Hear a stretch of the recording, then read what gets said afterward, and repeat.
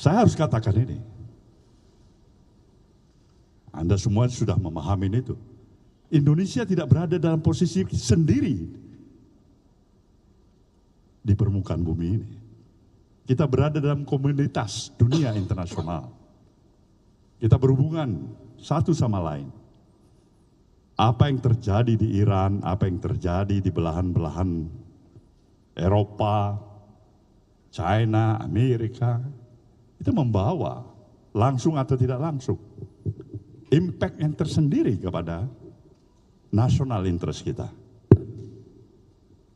Dan harus bisa kita pahamin, posisi kita hari ini tetap harus menjaga kewaspadaan yang cukup tinggi untuk mengutamakan national interest kita. Dan salah satu modal terbesar yang dipahami oleh Nasdem adalah menjaga stabilitas nasional itu sendiri. Kalau ini tidak mampu, kita jaga. Saya pikir ini ancaman bagi kita sebagai satu bangsa. Ya. Pak Surya, izin bela dari CNN TV Indonesia. Kalau misalnya menanggapi dari jawaban Bapak tadi, berarti tandanya apakah Nasdem sudah konkret untuk merapat ke koalisi Prabowo dengan Gibran?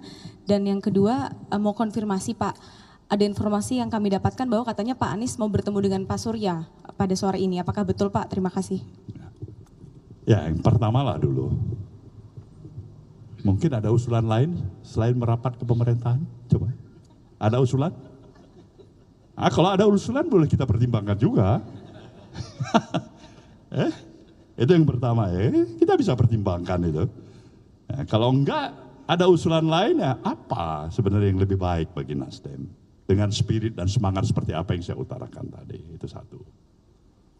Kedua benar, Bung Anies saya dapat konfirmasi mau singgah kemari bentar sore ya, itu benar.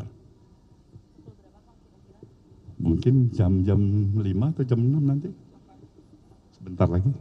Oke, apa lagi? Atau tunggu Bung Anies nanti?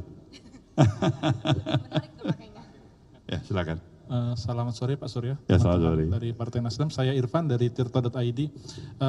Tadi kan Pak juga terkonfirmasi ada keinginan untuk tergabung dengan 02 atau Prabowo Gibran. Yang berikutnya adalah mengenai hak angket Pak Surya.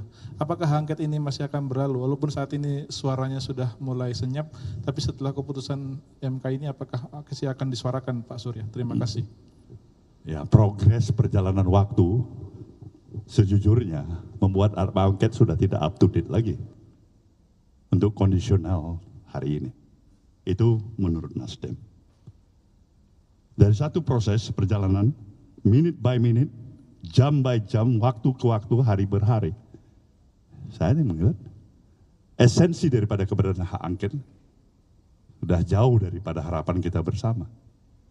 Tapi bukan berarti kita menghalangin upaya untuk meneruskan barangkali perjuangan untuk melanjutkan hak angket itu. Subjektivitas Nasdem menyatakan time frame-nya tidak tepat lagi. Saya harus katakan itu.